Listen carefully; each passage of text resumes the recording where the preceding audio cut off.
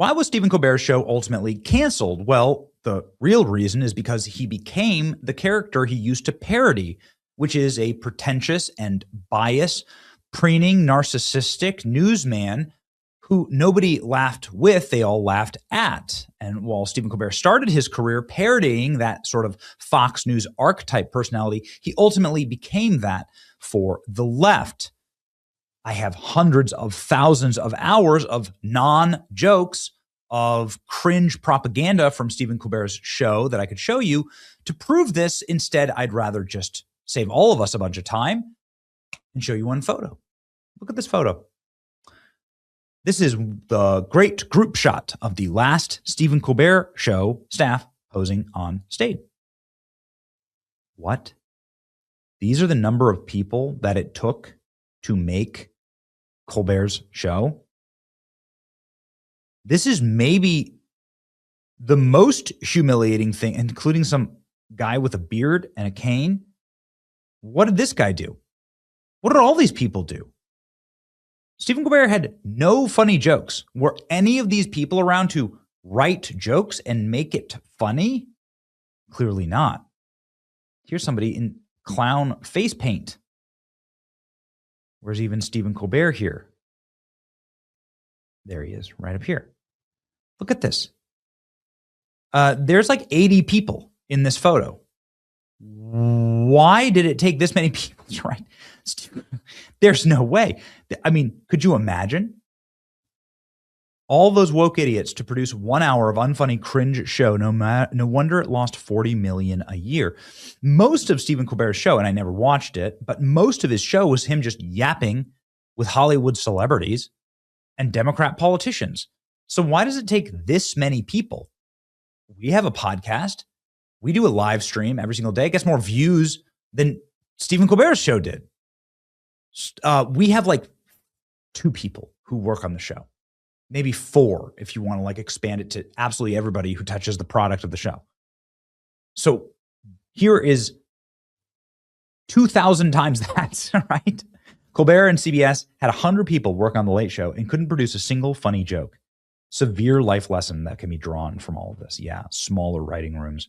Look at all the people that it takes to produce the least funniest version of an MSNBC show. YouTubers have like 5 people on staff and get millions more views a week than this. Yes, we get many more views per hour sometimes on our YouTube than the Colbert show does on broadcast television that is forced into American homes. This is the reason why they were canceled, says Greg Gutfeld. The headcount is more than most decent-sized businesses for 3 jokes a night at best. Greg Gutfeld, of course, beating Stephen Colbert, doubling his ratings. Stephen Colbert didn't just get himself fired. He got the entire Late Show canceled. All of Letterman's work driven to the ground by a pariah. I mean, I'm sad that these people lost their jobs. I'm not celebrating them losing their jobs. But ultimately, all industries have to collapse under their own weight and insufferability of the man driving the product, right? Blame him if you're sad about people losing their jobs. Looks about white. Amazing that Colbert had this much help and still sucked. This is what everyone's saying. Wild to see late night TV cancel their shows instead of trying to do them with less than 500 staff. Yeah. I mean, if you just fired 80% of the staff, maybe the show would still be on. And this is actually, you could pick a crowd of people at random and somehow be collectively funnier than this mini army of staffers. Yes. No wonder they're losing so much money. All those people have viewership competing with the Theo Von podcast. That's right. 5,000 employees and not one of them can write a joke. Well, this is actually what CBS is saying. You know, it's amazing. CBS just with a ice cold take on Stephen Colbert. This is an actual quote from CBS. CBS statement on Colbert is wild. They must completely hate him. With the time buy model, we have shifted an hour that was losing roughly $40 million annually to a $15 million profit, a $55 million swing. Here we go. CBS put out an ice cold statement on the Colbert programming saying that they're now making tens of millions of dollars by hiring a new host, Byron Allen, who will be doing a profit share with CBS late night deal with Byron Allen will generate $15 million profit. How to make big bucks in late night? According to CBS, the trick is to cancel your traditional show and to lease time to somebody else.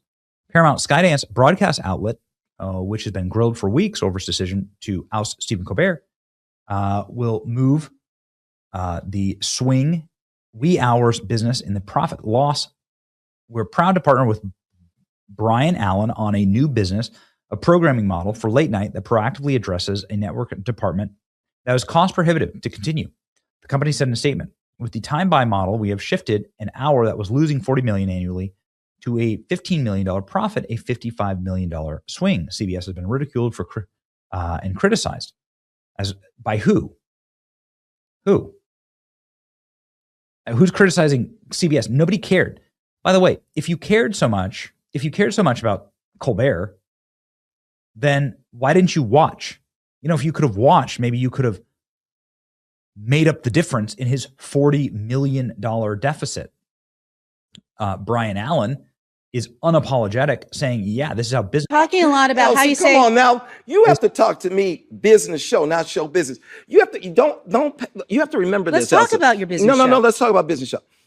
No one in the history of television, there are 5 people selling broadcast network TV: ABC, NBC, CBS, Fox, and me. I pay them I save them over $150 million in production and marketing costs. Save them because they don't produce those shows. I pay them millions on top of the 150 they're saving. What would you say to somebody who is helping you keep in your pocket 180 to 200 million dollars? I see how you're solving problems for them. You're saving them money. And also you're also offering them comedy that you say will not be controversial. In fact, I didn't say the word controversial. Well, okay, let me read your quote. I'm going to read. Look at this, NPR. No, the lady from the little propagandist from NPR is a dirty little communist, right? With a makeup lady. And she works for government news. So no, she's not going to know anything about business. They are taxpayer funded. At least they used to be. Thank God for President Trump and for Republicans doing something. They did defund NPR. And it's a beautiful thing. Byron Allen is paying CBS tens of millions of dollars. Instead of paying Allen a licensing fee, CBS leases the time slot. Allen keeps and sells all the advertising inventory himself.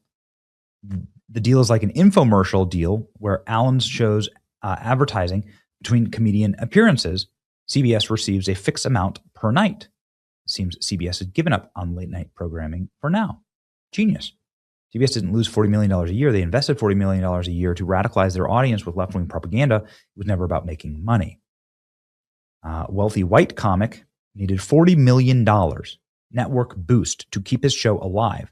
A prime example of corporate coddling. This week, Byron Allen, a self-made black billionaire, is paying for the same time slot himself with earned success. What a country. Dude, the dude's a billionaire? Good for you, man. Byron Allen on his deal to air Comics Unleashed episodes on CBS after Colbert's cancellation. He says he's a fan of Stephen Colbert, but they're losing money, lots of it. And there's a solution to not lose money. You come on, you laugh. We're about to have our 20th anniversary this fall, 20 years of laughter. We've had thousands of comedians, big names, every state, shape, size, you name it. I want to bring all the people together for comedy. What a revolutionary idea for late night that Stephen Colbert never quite understood. And it was the end of Stephen Colbert. That and the $40 million a year loss is enough. Thank God it's over. Still not going to watch, but I appreciate the fact that libs are freaking out over this because they've never understood economics and they've certainly never understood how to tell a joke. So, Stephen Colbert, enjoy your what's he going to do now? A Substack. Okay, enjoy your new life on Substack. It's your boy Benny. Like, share, and subscribe.